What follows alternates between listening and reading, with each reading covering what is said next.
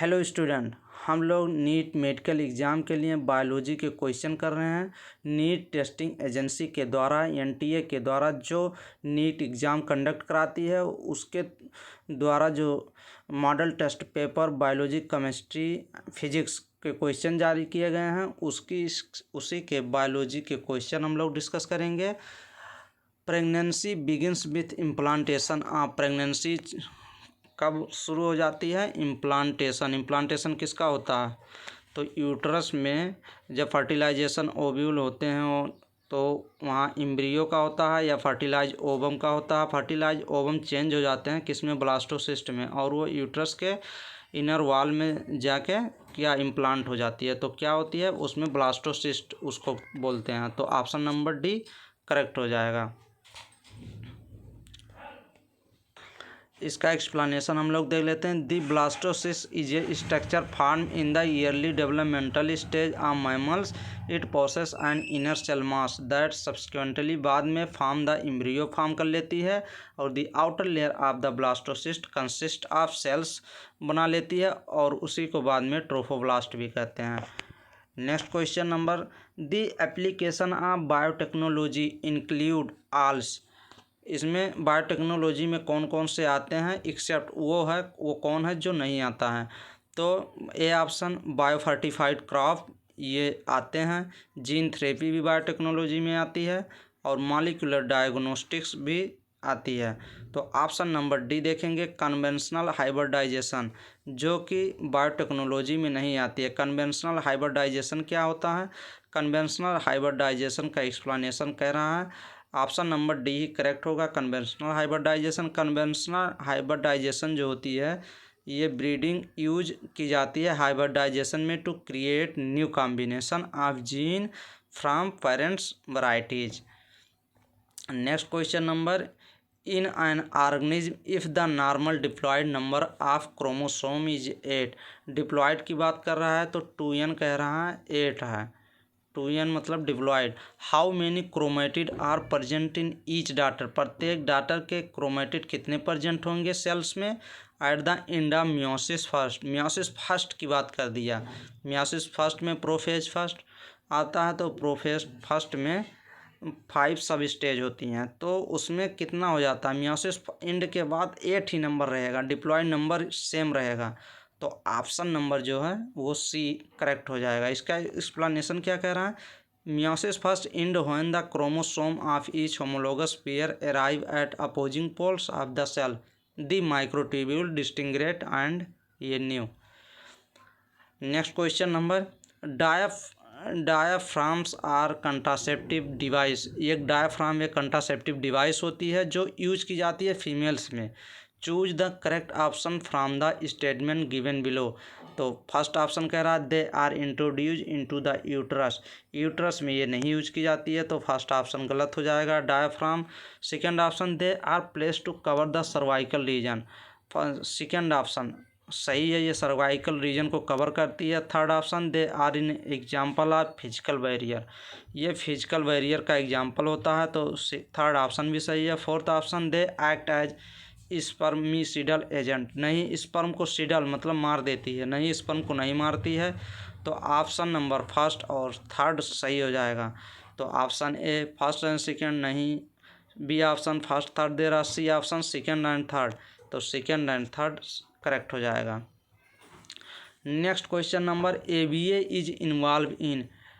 Abscisic acid कह रहा है क्या करता है, किसमें इन्वॉल्व होता है? तो first option dormancy of seed, seed को यह डॉर्मेंसी सुषुप्ता अवस्था में लाता है, तो फर्स्ट ऑप्शन ही सही हो जाएगा, ये सीड को सुषुप्ता अवस्था में लाता है। बी कह रहा रूट इलांगेशन, ये रूट इलांगेशन करता है, रूट को लंबा करता है, नहीं। सूट इलांगेशन, सूट को इलांगेट करता है, नहीं, इसको भी नहीं लंबा करता है। Increase cell division, cell division को भी नहीं इंक्रीज करता।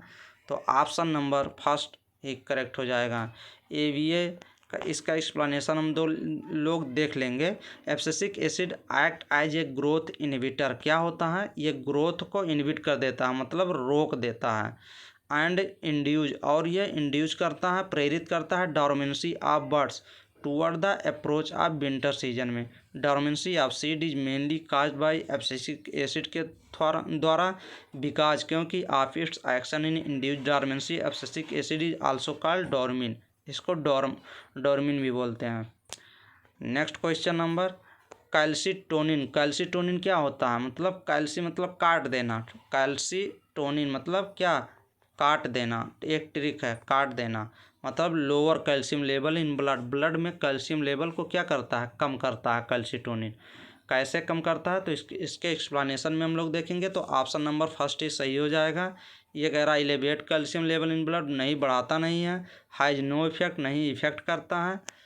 तो इसका एक्सप्लेनेशन हम लोग देखेंगे। It is long peptide hormone. जो कैल्सीटोनिन होता है CALCITONIN, जो कैल्सीटोनिन है ये लॉन्ग पेप्टाइड हार्मोन सिक्रेटेड किसके through? Parafollicular cells of the thyroid gland. Thyroid gland की जो पैराफॉलिकुलर सेल्स होती है वहाँ से सिक्रेशन होता है कैल्सीटोनिन का। Its secretion is regulated by an increase, क्या लिखा है? Increase plasma level of calcium by feedback mechanism.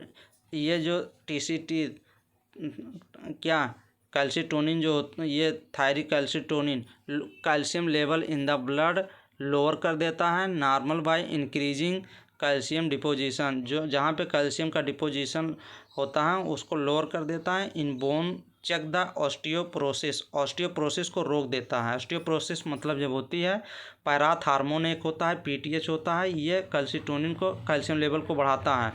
ये ऑस्टियोप्रोसिस कर देता है, कैल्शियम लेवल को इंक्रीज कर देता है। Pollination that occur in close flower is known as.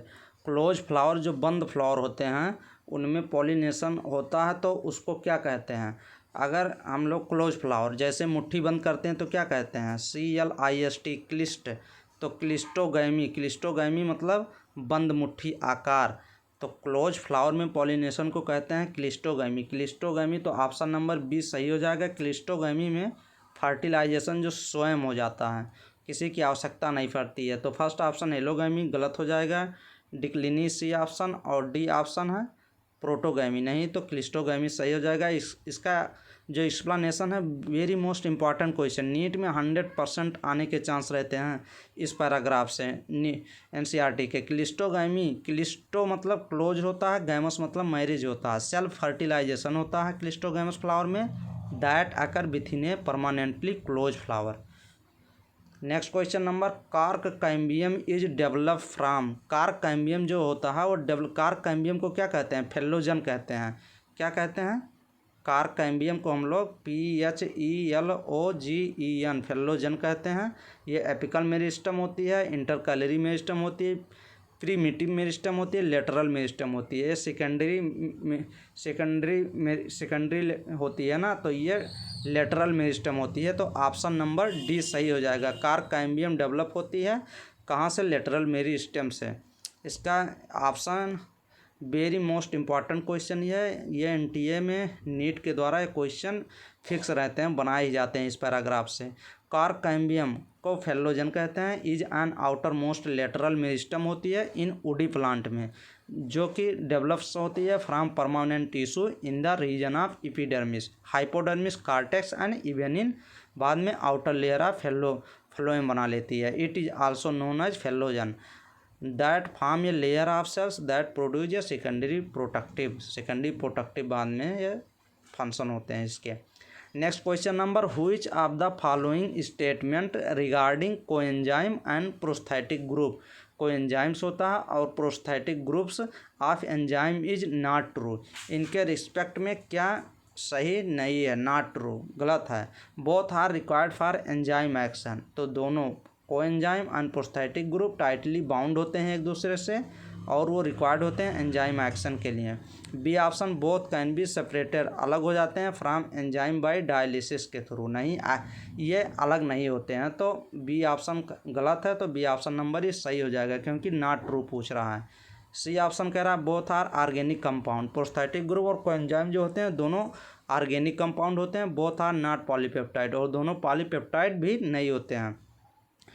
Explanation इसका दिया है, term prosthetic group used as non protein moiety tightly bound covalently bond से द्वारा बाइंड होते हैं with the apoenzyme the coenzyme can separated by dialysis, नहीं तो ये नहीं होते हैं।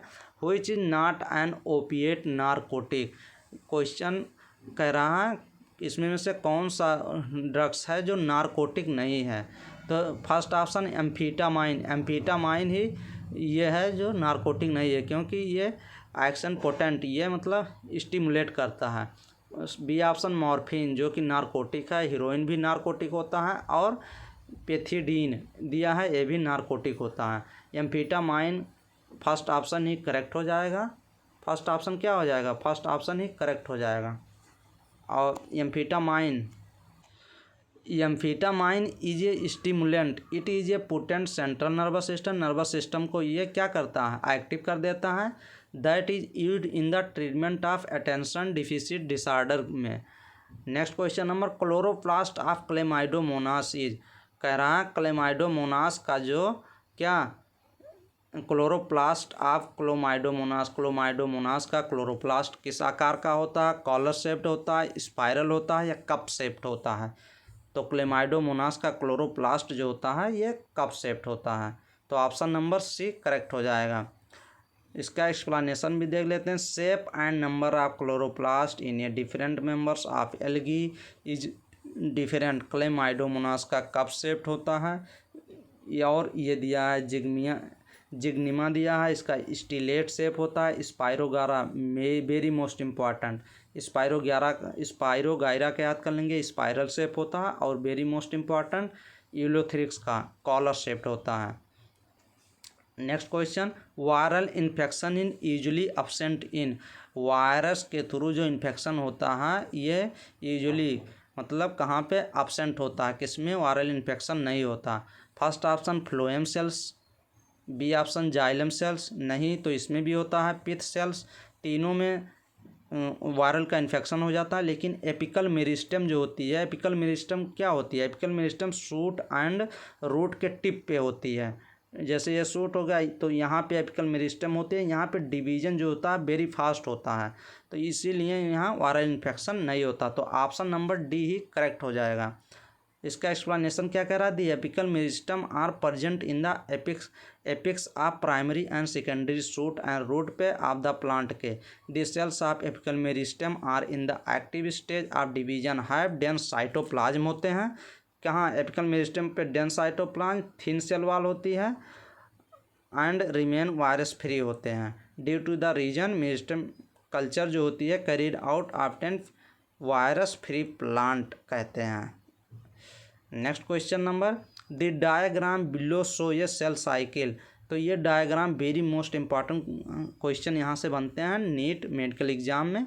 जैसे कि ये देखो, ये गोला सर्किल बनाया गया है और ये वेरी मोस्ट इम्पॉर्टेंट होता है। जो ये तीर बनाया गया है ये इंटरफेज दर्शा रहा। तो इंटरफेज में क्या क्या आते हैं, G1 यस G2 इतने क्या होते हैं, इंटरफेज आते हैं। तो यहाँ पे G1 हो जाएगा, यहाँ पे G2 हो जाएगा और यहाँ पे G1 यस G2 यम G1 यस G2 यहाँ पे G2 हो जाएगा।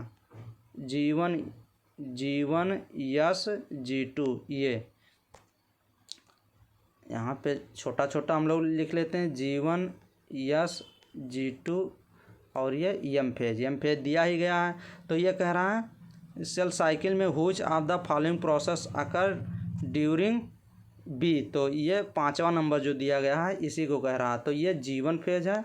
G1 फेज में क्या क्या होता है हम लोग G1 फेज में देख लेते हैं। रिप्लिकेशन ऑफ DNA होता है, B option replication of centriole होता है, C option chromosome condense and become shorter and thicker हो जाते हैं, D option high metabolic rate and synthesis of protein. तो ऑप्शन नंबर डी ही करेक्ट हो जाएगा क्योंकि यहाँ पे मेटाबॉलिक रेट हाई होता है और सिंथेसिस ऑफ प्रोटीन का सिंथेसिस होता है। क्योंकि G1 के बाद यस फेज आती है जहाँ पे डुप्लीकेशन होना रहता है। Next question number 2 friends are eating together on a during table. दो फ्रेंड्स हैं और वो खाना खा रहे हैं साथ में एक डाइनिंग टेबल पे। One of them suddenly start coughing, और एक अचानक में छींकना शुरू कर देता है, खांसना, व्हाइल जबकि सोलोइंग सम फूड, कुछ फूड जैसे ही वो लेता है वैसे उसे खांसी आने लगती है। This coughing would have been due to improper movement, आप किसकी मूवमेंट की वजह से उसको कफिंग शुरू हो जाती है। तो first option epiglottis, B option diaphragm, C option neck और डी ऑप्शन टंग। तो ऑप्शन नंबर फर्स्ट एपिग्लोटिस ही सही हो जाएगी, जो वो ईयर बैग में कुछ जाने से रोकता है। ईयर की जो पाइप होती है तो उसी के जाने से कुछ रोकता है। तो एपिग्लोटिस ये कार्टिलेजिनस होती है। इसका एक्सप्लेनेशन कह रहा है the coughing would have been due to improper movement of epiglottis की वजह से। Next question number which one of the following is the first step of glycolysis. Glycolysis की जो फर्स्ट स्टेप होती है, ग्लूकोज से क्या बनता है, ग्लूकोज से ग्लाइकोजन बनता है। तो ग्लूकोज से नहीं, ग्लूकोज से ग्लाइकोजन नहीं बनता, ग्लूकोज से ग्लूकोज 1,6 फास्फेट बनता है। तो उसमें ब्रेकडाउन ऑफ ग्लूकोज होता है, फास्फोरिलेशन ऑफ ग्लूकोज। फास्फोरिलेशन किसको कहते हैं, जहाँ पे एटीपी यूज होता है तो उसी को कहते हैं। तो ग्लूकोज से GLUCOS, ग्लूकोज से जब ग्लूकोज 6 फास्फेट बनता है, ग्लूकोज 6 फास्फेट जब बनता है तो यहाँ पे एटीपी क्या होती है, एटीपी यूज होती है। तो यहाँ फास्फोरिलेशन ऑफ ग्लूकोज, ग्लूकोज का फास्फोरिलेशन होता है। इसका एक्सप्लेनेशन करा, first step of glycolysis is the conversion of glucose to glucose 6 phosphate, utilize ATP, ATP का यूटिलाइजेशन होता है। Next question, in mitochondrial electron transport system, mitochondria में इलेक्ट्रॉन ट्रांसपोर्ट सिस्टम में क्या होता है। First option number of ATP molecules synthesized does not depend on nature of electron donor, नहीं तो ये डिपेंड होता है, यहाँ कह रहा नॉट डिपेंड तो गलत हो जाएगा। B option ubiquinone receive reducing equivalent via FADH2 also, सही है। यूबिक्विनोन जो आयरन कंटेनिंग होता है तो ये क्या करता है, ये रिसीव करता है FADH2 को, तो बी ऑप्शन सही हो जाएगा इसमें। Next question number which of the following branches of biology apply to the both plant and animal, वो बायोलॉजी की ब्रांच जिसमें प्लांट एंड एनिमल को दोनों को अप्लाई किया जाता है तो उसको क्या कहते हैं। फर्स्ट ऑप्शन एंटोमोलॉजी, नहीं। बी ऑप्शन जोलॉजी, जोलॉजी में तो ओनली क्या आते हैं, एनिमल आएंगे। सी ऑप्शन बैक्टीरियोलॉजी में तो बैक्टीरिया की स्टडी की जाएगी। डी ऑप्शन टेक्सोनोमी, टेक्सोनोमी वह होता है जिसमें उसमें प्लांट एनिमल दोनों आते हैं। तो ऑप्शन नंबर डी सही हो जाएगा। इसका explanation, taxonomy is the branch of biology that is applied to both plant and animals, the classification of plant into various group is called plant taxonomy और systematic botany. Similarity इसी को ऐसे ही इसको क्या कहते हैं, इसमें टेक्सोनोमी प्लांट टेक्सोनोमी कहेंगे और उसमें एनिमल टेक्सोनोमी कहेंगे। नेक्स्ट क्वेश्चन नंबर, इस फिगर को NCERT में दिया गया है, ये वेरी मोस्ट इम्पॉर्टेंट फिगर, इसको भी देख लेना, एग्जाम में आ चुके हैं और आते भी हैं। Next question number, the Montreal protocol refers to, Montreal protocol जो होता है ये किस लिए किया जाता है, ये एक संस्था है या ये इसमें persistent organic pollutant. B option global warming and climate change, C option substance that deplete the ozone layer. तो ये ओजोन लेयर के रिस्पेक्ट में प्रोटोकॉल, मोनिट्राल प्रोटोकॉल बनाया गया था। तो ऑप्शन नंबर सी ही करेक्ट हो जाएगा। डी ऑप्शन कह रहा biosafety of genetically modified organism, नहीं। तो इसमें एक्सप्लेनेशन में Montreal protocol on substance that deplete the ozone layer was sign in मोनिट्राल, Canada में किया गया था बाई ओवर। ये भी पूछता है मोनोट्राल प्रोटोकॉल कहाँ पे किया, तो कनाडा का याद करना है। बाई ओवर एक कितनी कंट्री ने भाग लिया था, 150 कंट्री ने भाग लिया था, ये भी क्वेश्चन बनता है। कितने सन में, तो 1987 में। Use of CFC chlorofluorocarbon, the am the protocol was protect. तो जो CFC निकाली जाती है उसी को प्रोटेक्ट करने के लिए ये नियम निकाले गए थे। कब? 1987 में। नेक्स्ट क्वेश्चन, डीएनए या आरएनए सेगमेंट जो होते हैं tagged with radio active molecule is called, उसको क्या कहते हैं? तो उसको कहते हैं हम लोग प्रोब कहते हैं, प्रोब। तो बी ऑप्शन सही हो जाएगा। नेक्स्ट क्वेश्चन नंबर हम लोग अगले वीडियो में करेंगे। तो स्टूडेंट इस thanks for watching complete video. Subscribe my channel please and share my video. Thank you students.